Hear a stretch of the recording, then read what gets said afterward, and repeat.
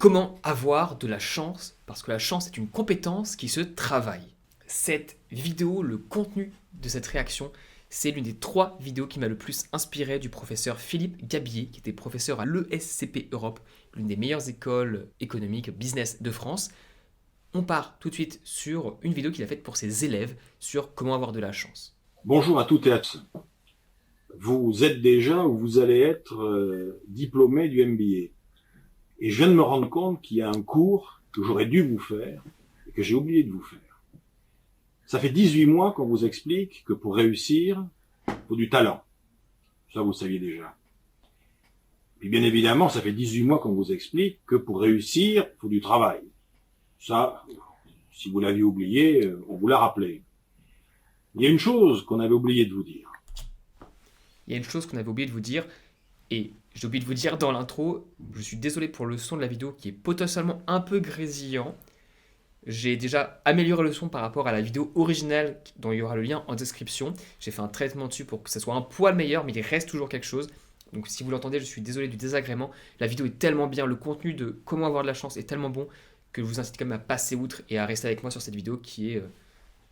sincèrement, je vous la recommande. Et on continue avec son dernier point. C'est que pour réussir, il faut de la chance.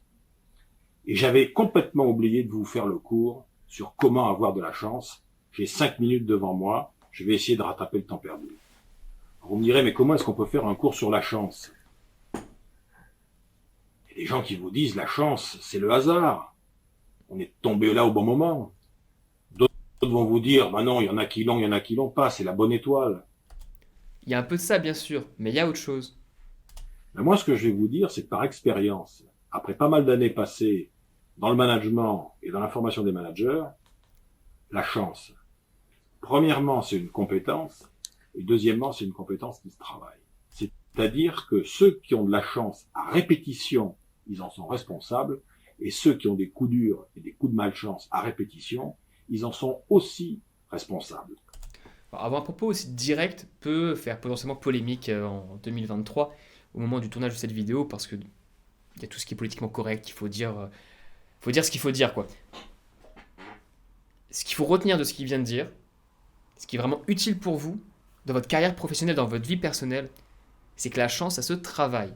Je ne veux pas rester sur l'aspect c'est votre faute si vous n'avez pas de chance, c'est pas ça l'objet de cette vidéo. L'objet, c'est que, quelle que soit votre situation maintenant, vous pouvez faire quelque chose pour devenir plus chanceux.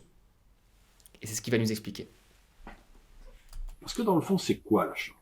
Quand on regarde bien. Les gens qui ont de la chance autour de vous, et si vous en avez de la chance, ça veut dire que vous avez une capacité à créer autour de vous un environnement favorable.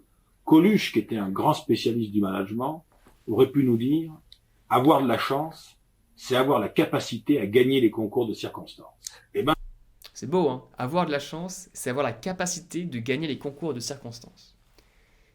Il y a une chose que j'aime bien dire, aussi bien dans vie perso et pro, c'est qu'il faut, en anglais, to engineer serendipity, c'est-à-dire faire du rétro-ingénierer, c'est un anglicisme mais bon, peu importe, de la sérendipité.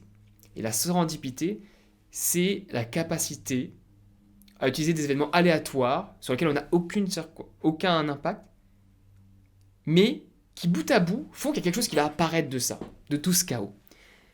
Et donc, rendre la sérendipité non aléatoire, la engineer, la travailler au corps, l'automatiser, la processer, c'est cette capacité de créer des événements autour de soi, créer un contexte dans lequel, oui, on ne sait pas ce qui va se passer, mais on sait que, à force que des choses vont se passer, il va se passer quelque chose de bien pour nous et qu'on va pouvoir être là pour saisir cette opportunité. Bref, on revient sur ce qu'il va nous dire sur la chance, mais to engineer serendipity, en anglais, c'est quelque chose de fondamental à mon avis pour réussir à se créer des conditions favorables dans la vie. Et une dernière note pour ceux qui ne me connaissent pas et qui ne comprennent pas pourquoi j'utilise des mots en anglais, ça fait 10 ans que je vis en Australie, je suis australien et donc je parle en anglais tous les jours au travail depuis 10 ans, ce qui fait que oui, je m'exprime bien en français, mais j'ai des mots qui vont me venir en anglais. On reprend la vidéo. Et merci de votre bienveillance. c'est exactement ce qu'on peut apprendre à faire dans le quotidien, du travail, en entreprise, dans la vie sociale, un peu partout. Mais ça peut aller plus loin. Avoir de la chance, dans le fond, c'est activer la boîte à opportunités. Faire en sorte qu'à travers ce que je fais, les décisions que je prends, les contacts que j'ai avec les autres, je vais déclencher l'apparition d'opportunités. Alors c'est quoi une opportunité? Vous vous en souvenez peut-être, on en avait sûrement parlé dans le cadre du cours, dans nos conversations à la machine à café.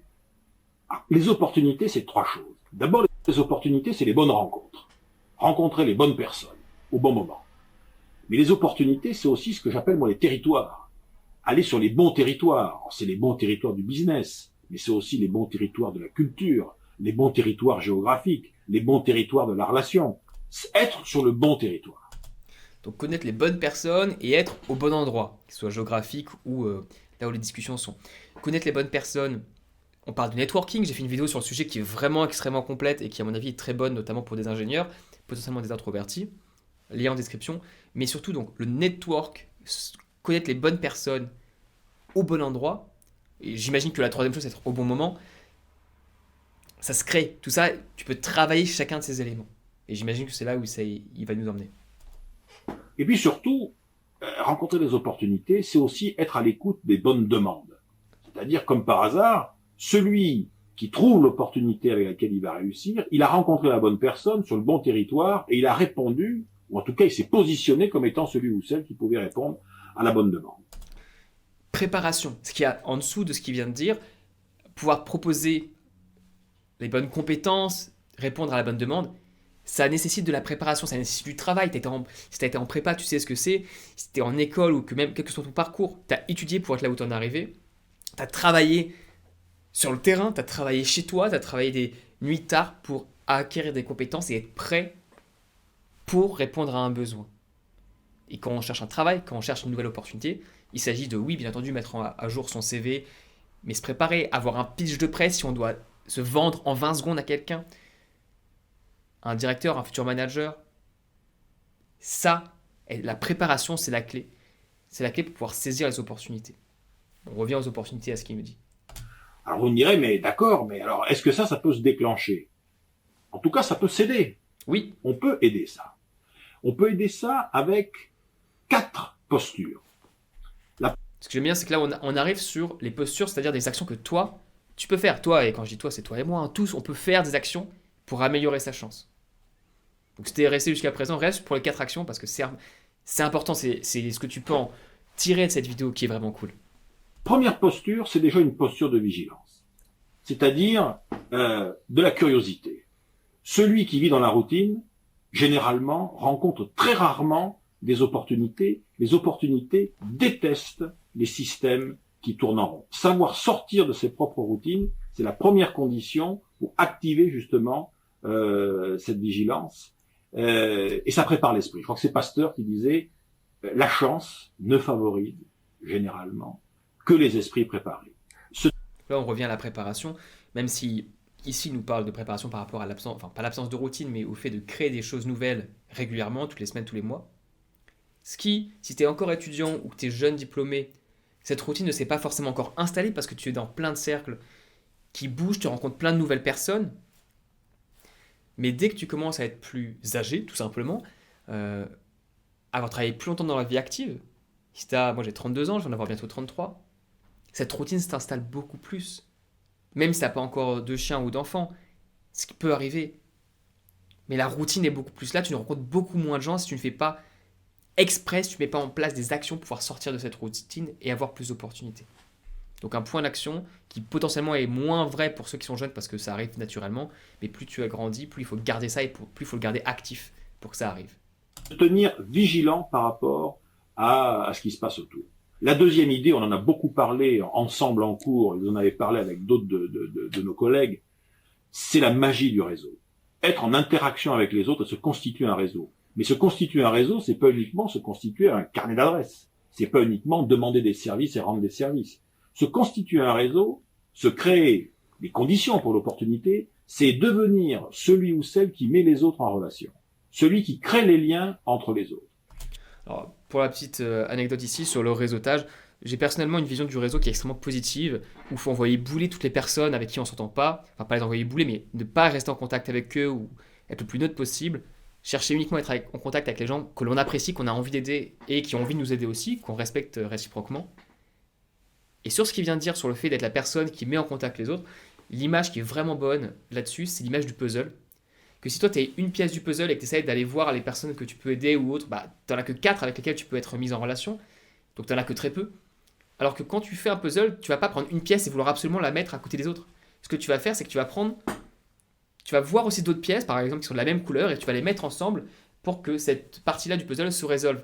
Et donc si toi, tu es en train de te mettre en position de vouloir aider à connecter les autres pièces du puzzle ensemble, c'est-à-dire les autres personnes, ça t'est pas bénéfique tout de suite, mais tu aides à résoudre le puzzle, tu aides à faire avancer le puzzle. Et c'est la meilleure manière de faire du réseau. Et c'est ce qu'il vient de dire. C'est-à-dire, tu mets les autres en relation, c'est que tu connectes d'autres pièces du puzzle, d'autres personnes, et au bout d'un moment, bah, tu vas avoir un bout de 5, 6, 10 pièces du puzzle qui va se connecter à toi, et là, paf, ça fait de la magie, et tu as plein d'opportunités qui arrivent. Tu sais pas lesquelles vont être mises en contact avec toi, mais si tu aides les autres, bah, ça ira beaucoup plus loin.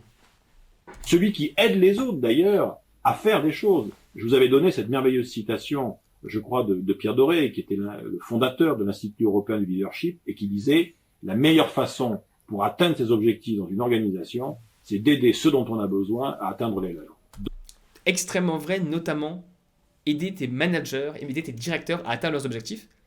C'est numéro 1 en termes de priorité. Moi, j'étais embauché sur mon poste actuel, là je travaille au gouvernement australien. Mon directeur m'a dit, ce qui a fait la différence, c'est quand tu as dit ta philosophie de travail qui était, mon but, c'est d'aider mon manager à atteindre ses objectifs et d'aider mon manager à atteindre les objectifs de son propre manager. C'est comme ça que je vois le travail.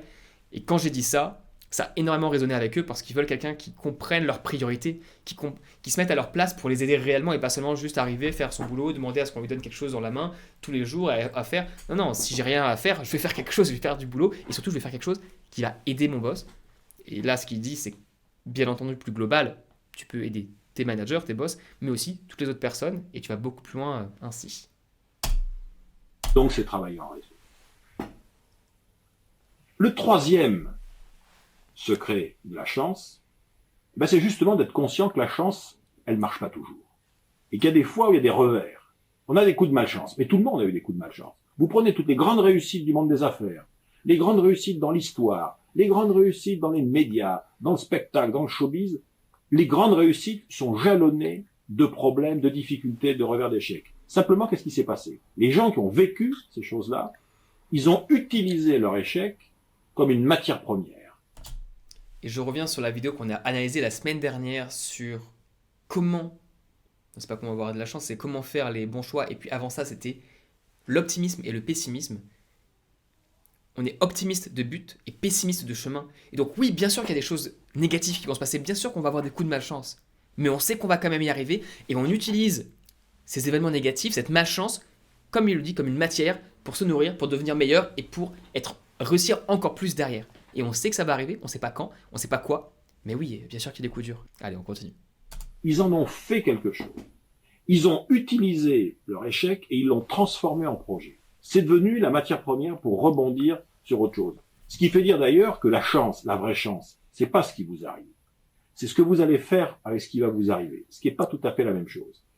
Et donc, le quatrième secret de la chance, c'est l'anticipation. L'anticipation, en ce sens que il faut toujours avoir un projet d'avance. Comme par hasard, les chanceux, ils ont déjà dans la tête, quelque part, parce qu'ils en parlent avec les autres, le projet qui, comme par hasard, va être le projet qui, entendu par les uns ou par les autres, récupéré par les uns ou par les autres, va leur créer, demain matin, après-demain, la semaine prochaine, le mois prochain, va leur créer l'opportunité. Et c'est pour ça qu'il faut toujours parler de ses idées. En parler avec parcimonie, pour ne pas saouler les autres bien sûr, mais en parler quand même pour qu'on sache, pour que les autres puissent savoir ce qu'ils peuvent faire pour toi. C'est-à-dire que si toi tu es une pièce du puzzle qui aide les autres à se connecter et que tu en as une autre qui a la même philosophie, elle veut savoir ce que toi tu potentiellement peux vouloir. Par exemple, j'ai une chaîne de podcast qui s'appelle Discussion d'ingénieur. Si tu es régulier, tu connais. Si tu ne me connais pas, voilà, j'ai une chaîne de podcast. Si tu es ingénieur et que tu veux parler de ton expérience, que tu veux parler de ce que tu as vécu, des difficultés, ou même que tu veux mettre en valeur ton métier qui est potentiellement un peu particulier et qui est trop cool. Là, je parlais récemment, il y a quelques mois, avec un ingénieur en plasturgie. Demain, je vais interviewer un ingénieur en process.